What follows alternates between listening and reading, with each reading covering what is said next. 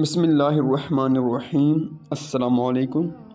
سامان سے لدا ہوا ایک بحری جہاز محو سفر تھا کہ تیز ہواؤں کی وجہ سے وہ الٹنے لگا۔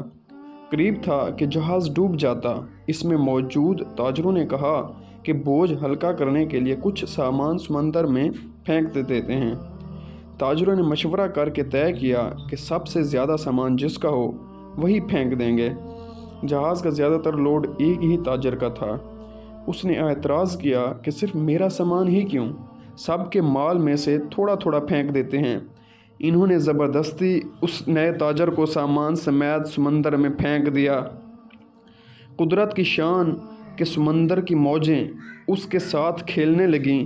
اسے اپنی ہلاکت کا یقین ہو گیا۔ جب ہوش آیا تو کیا دیکھتا ہے کہ لہروں نے اسے ساحل پر پھینک دیا ہے۔ یہ ایک غیر آباد جزیرہ تھا۔ جان بچنے پر اس نے رب کریم کا شکر ادا کیا، اپنی سانسیں بحال کیں، وہاں پڑی لکڑیوں کو جمع کر کے سر چھپانے کے لیے ایک جھونپڑی سی بنائی۔ اگلے روز اسے کچھ خرگوش بھی نظر آئے۔ ان کا شکار کر کے گزر بسر کرتا رہا۔ ایک دن ایسا ہوا کہ وہ کھانا پکا رہا تھا کہ اس کی جھونپڑی کو آگ لگ گئی۔ اس نے بہت کوشش کی مگر آگ پر قابو نہ پا سکا۔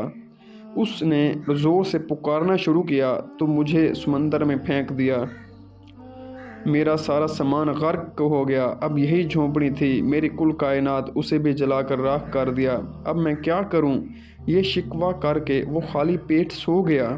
صبح جاگا تو عجیب منظر تھا۔ دیکھا کہ ایک کشتی ساحل پر لگی ہے اور ملاح اسے لینے آئے ہیں۔ اس نے ملاحوں سے پوچھا کہ تمہیں میرے بارے میں کیسے پتہ چلا؟ انہوں نے جواب دیا۔ اس سے تاجر حیران رہ گیا۔ ملاحوں نے کہا، ہمیں پتہ تھا کہ یہ جزیرہ غیر آباد ہے، لیکن دور سے دھواں اٹھتا ہوا نظر آیا تو سمجھے شاید کوئی یہاں پھنسا ہوا ہے جسے بچانا چاہیے، اس لیے ہم تمہارے پاس آئے۔ پھر تاجر نے اپنا پورا قصہ سنایا تو ملاحوں نے یہ کہہ کر اسے مزید حیران کر دیا کہ جس جہاز سے تمہیں سمندر میں پھینکا گیا وہ آگے جا کر غرق ہو گیا۔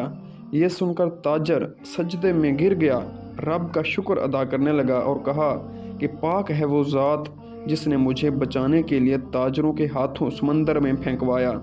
اپنے بندوں کے بارے میں وہی زیادہ جاننے والا ہے۔ ہمیشہ ہر معاملات میں اپنے رب کریم کا شکر ادا کرنا چاہیے۔ والسلام۔ اللہ حافظ۔